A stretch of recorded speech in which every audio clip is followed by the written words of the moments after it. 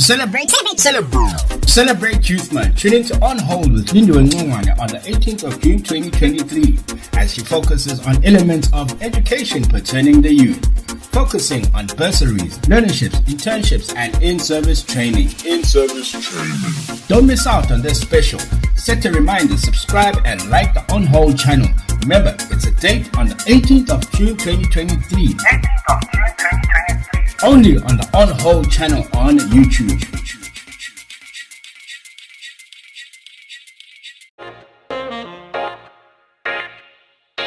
Hello and welcome back to On Hold with Lidio and Hello Roman. and welcome back. On Hold. Hello, On Hold. welcome back. Hello and welcome back to On Hold with Lidio and Roman. Hello, welcome back.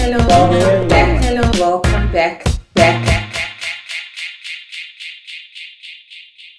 So we had a very interesting conversation last week around firstborns and whether it's an honor or if it's a burden to be a firstborn. Thank you very much for your comments. And I just want to talk about one comment that I heard during the week. And people were saying, you know what, firstborns are always the parents' favorites. And that's why we call them deputy parents and all that. So I thought about it. I was like, okay, do parents really do have favorites? I mean, if we were to ask parents, they will definitely deny it. They'll tell you, oh no, I love my children equally and all of that. Do they really have favorites? Is there really favoritism amongst siblings? So I thought about it because it came out quite a lot often in the week as I was talking to other people as well. So I thought, okay, let me just look up and see what I'm going to find around this topic and see what I got. So I came across this conversation between Dr. Maté and Dahlia around siblings and parents. And this I want to share with you because it gave me a different perspective to what I thought I understood about parents and siblings. So take a look at this short clip and then we'll talk about it. How could you have, let's say, people who are raised by the same parents in the same way? Mm-hmm. One becomes a narcissist and one doesn't. Because no two kids are raised in the same family. No two children have the same parents. Do you have siblings? Yes, older and younger. You weren't raised in the same family. You were never the oldest child, were you? You've never had that experience of being the oldest child. You've had the experience of the middle child, which is often very difficult, by the way, because you no longer, you neither have the respect and authority of the oldest, nor the cuteness and lovability of the youngest. You can't compete with the baby. Okay.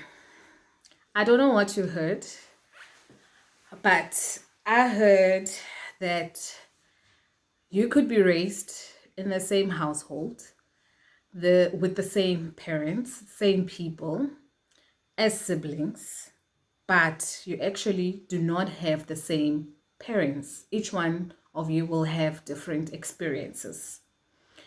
I understand that, and I just want to talk more about what I understood about it. There is a full clip, so I'll drop it in the comments as well and in the description if you'd like to listen more to that, because I thought that was very good insight. Now, what I understood from there is that parents develop and they change, and they also get affected by their children. Therefore, the emotion attached to a child from a parent is different with each child. So you could be having 5 children. All of these children will evoke a different emotion from you, but also will find you as a parent at a different stage of your life. Okay, let me give an example. Okay, I'm going to give an example with myself. Fortunately, I have 2 children, so I can relate a little bit. Okay, so I think I had said in one of my previous videos where I spoke about promises we make to ourselves, and said that I had made myself a promise that I will not have a child until I'm married and I have a car and all of that. So being pregnant with my first son for me was kind of like an achievement, because I was like on an achievement streak, to say, because I had finished my school, I had a job, I got married, I had a car, I had just had a promotion, and then now I'm having a child. So for me, it was very exciting. It gave me that warmth, that sense of, I'm achieving. And also my marriage was still new, so it was honeymoon stages, everything. I was prepared, I was excited. And that's what I remember about that pregnancy and that birth. Okay, so that's why, like I said in the previous video also, that I had everything. I had a book and I was writing. I was ready. I was prepared, I was relaxed. And then 8 months into it, when my son was 8 months, I found out that I was pregnant again with my second son. Now, this is a different time in my life, because now I've had this child that I've, been taking care of with everything, and everything traditional, everything I did by the book. So when I was pregnant with my second son, in my life, it was a little bit different. My marriage honeymoon stage was now kind of shaky at that stage. Reality was settling in amongst both of us. Expectations, financially, emotionally, we were no longer like on that high. We were kind of like settling, and now a little bit of conflict was coming in as well. So I was a little bit different at the time. I wasn't as energetic and excited as I was before. Not that I wasn't excited about the pregnancy, but for me personally, we were living in separate cities, so I felt like, oh, this is going to be so difficult. Second child, now we need more money. We need to have a full-time nanny. We need this, we need this. So I focused more about worrying and what I would need to, get ready for. So I wasn't as relaxed as I was. So it took me time to actually warm up to all of this. Even with the pregnancy, there were some challenges medically, and it kind of like made me worry a lot and stress, and it brought a little bit of tension in the marriage as well. So I was a different person even when I had my child, and I guess that made me later feel kind of like a little bit guilty, or if I could say, I don't know how I felt, but I didn't realize this until later, or until I heard this video, and until I spoke to people to say, okay, because you guys know me, how am I with my 2 children? And they would give me scenarios to say, with this one child, you would do this. With this one child, you probably would worry less. So it was clear that with the second son, I worried more. Maybe it's about overcompensating or maybe it's just the feeling that I've always had since the day I knew that I was pregnant with him, or something like that. So I hope that makes sense. If it does, please write in the comments that we hear you, we get you, you make sense. Okay. So what I'm saying is that as parents, we also have our own stages or life stages. Sometimes we're fearful by the time we have our children. Sometimes we're overconfident. Sometimes financially we're even in a different stage. So we also grow. So when you have a child, you are also in a different stage of your life. Therefore, that child also, how you relate to them will be different. And what that child also evokes in you in terms of emotionally is a different one. So you will not feel the same thing that you feel or have the same relationship with all your children because of your own development and because of how you relate to the child, if it makes any sense. It's not only about in the beginning of maybe the birth of the child. This can happen even in the middle time. You get to teenagehood and things change, Sometimes you find that in families, the first child is probably, if you have a couple that is married, maybe the mom comes with an elderly child, and so the firstborn is not of that father. That child will have a different feeling or a relationship with their mother, because their mother was someone else at the time, and now their mother is with a new partner and is different and has children with that partner, and the children experience a different mother.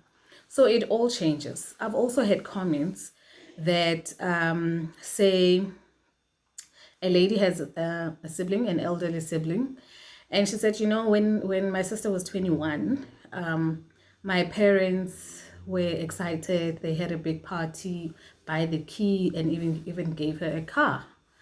But when I was 21, I was expected to be like, you need to work hard. These things are expensive. You need to work hard. I didn't get the same luxury, So obviously now that I know a little bit better through this conversation, I had to ask to say, But where were your parents then? So when when your sister was 21, were they still married? Were they still working? Were they still all of those things, you know? And then also, let's similarly to you, when you turned 21, what was the case? And only to realize that when the sister was 21, the parents were still married, they were living together, they were still economically active, so they were working. When she turned 21, the parents had divorced. And also, so with the divorce, obviously there was financial constraints and also that conflict to saying, so now who buys the car and everything. So things weren't stable. So her parents were in different stages of their lives. So now she's experiencing different parents at this age, and she's looking at the first sister and saying, but how come she got this and how come I'm not getting this? But it's not necessarily about her, it's about where their parents are. You get what I mean? So it changes. Sometimes you find that by the time you grow older, your parents are already pensioners, or one of them is going into pension, or one has passed, unfortunately. And now the surviving, the one parent that is staying, or the one parent that is still working, is now financially stretched, has to make means for everybody. Now, both of them are different places, or their priorities are different at the time. If they are pensioners, all they're looking to do is to make sure that they save money or they use it wisely. So they're not going to be as extravagant or maybe in a place where they were before. So they are also thinking about their health, they're thinking about the lifespan, everything like that. So their worries are now different, their priorities are now different.